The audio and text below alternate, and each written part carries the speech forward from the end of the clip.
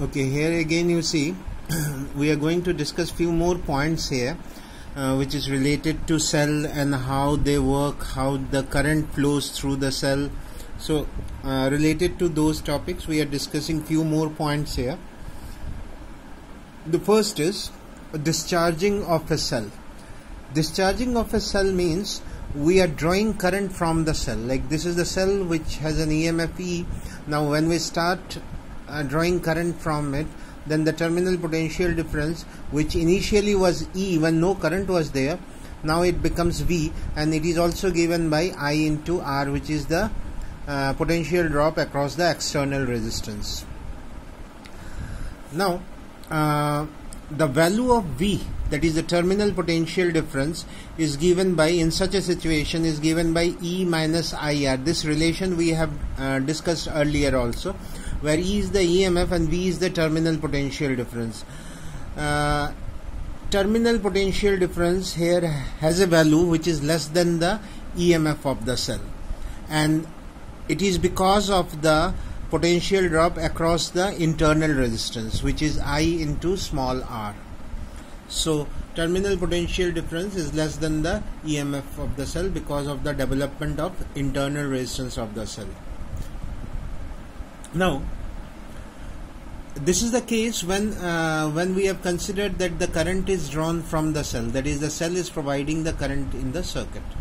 Now suppose a cell completely discharges by giving all the current, all the charges ends here in the terminal, so it completely discharges. So charging has to be done. Matlab this terminal should be made positive and this one should be made negative. So charging has to be done. A charger is to be connected whose positive terminal is to be connected to the positive end of the cell and negative to the negative end. Now this time the cell will not be providing the current, it will be the charger which provides the current. So potential across the charger is V, and the EMF of the cell, which is E, we have already considered, but here the value of V should be greater than E. Then only the current will flow through the cell and the charger will behave as a charger to charge the cell.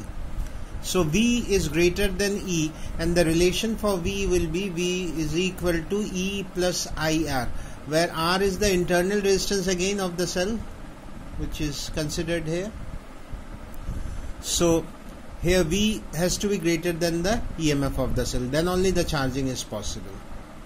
Now another important thing we need to understand here, suppose in this cell which we are considering here, the EMF of the cell is E when there is no current, but when current passes through it, then the potential difference is given by V, and we know that the lost potential difference, that is the difference between the EMF and the terminal potential difference, which is the lost potential difference, we call it lost voltage also.